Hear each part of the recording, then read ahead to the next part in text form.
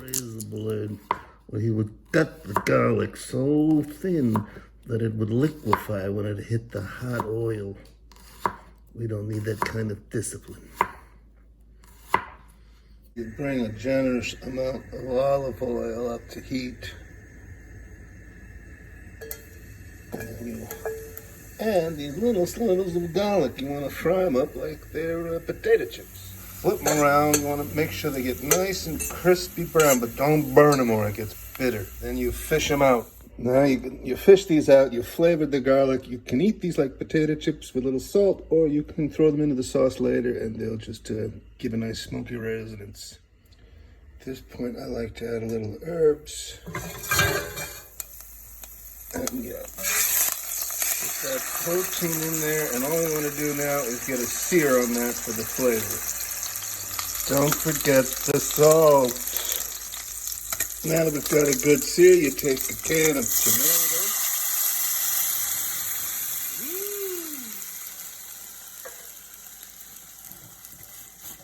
Usually I use whole like San Manzano, but this will work, whatever's in the pantry. Just, plain tomato stuff. You're gonna cook it so long, it could be anything. Okay, now we add back those garlic chips. And this may not be particularly Italian, but never underestimate the power of a couple of bay leaves. Cover.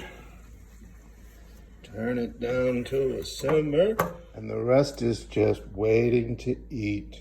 Because it's going to take a few hours to cook. But I'm making a ragu. I'm going to let this thing fall apart.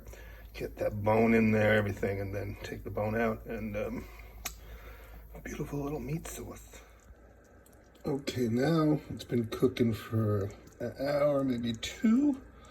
I don't know, I'm kind of cleaning the house. But it's a good time to add a little wine now. Normally I would probably add red wine here, but I happen to have a Falanghina that's on deck. So you're just adding a little sweetness and some je ne sais quoi that alcohol does in the food. All the alcohol cooks off, but it leaves, I don't know, something amazing for my palate.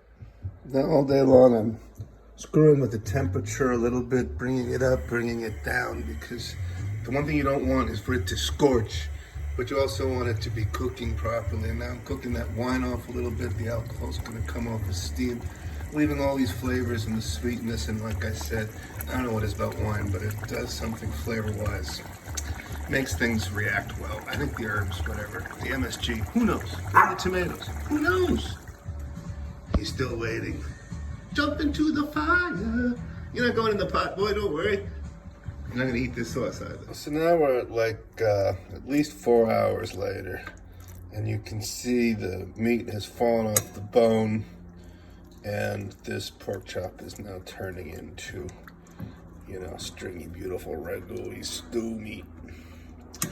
And there are bones floating around in there. I think I found a little lamb shank in the dog food. My dogs eat too well. Not my fault. But beautiful piece of lamb bone in there, so that's going to give it a little flavor too. Anyway. Now we can think about the water. Don't forget to add salt, because not only does it help the pasta taste a little better, but we're going to want to use that starchy, salty water to help reanimate this sauce, which has lost a lot of water in the cooking over the last 6 hours. And we add like about, a ladle full of the starchy pasta water. This brings back to life as we finish up. Now, okay, water's at a pretty good boil. It's not exactly a roiling boil, but scientists have assured me it doesn't matter. As long as it's, off gassing, you're at the right temperature. And anyway, it's starting to roil as I speak. I'm using some bucatini. It's a special sauce, so it's kind of special pasta. It looks like spaghetti, but it has a little hole right through the middle of it. And at some point during COVID, it became impossible to get this because of the Checo plant got shut down somewhere because of listeria poisoning or some shit. I don't know. It just became impossible to get bucatini. And this was a fetish. And somehow I saw this someplace and I bought this. And it's been sitting in the closet for a while. And I'm like, mitzvah. Add a nice boil for, 10 minutes or so. Depends how al dente you want. Now, there's a certain time where the water gets a kind of color where that's when you want to put the this salty, starchy water into the sauce, because you have to do it a little bit before you serve it, because you want to boil a little bit of that water off too. You're kind of bringing that sauce back, you know.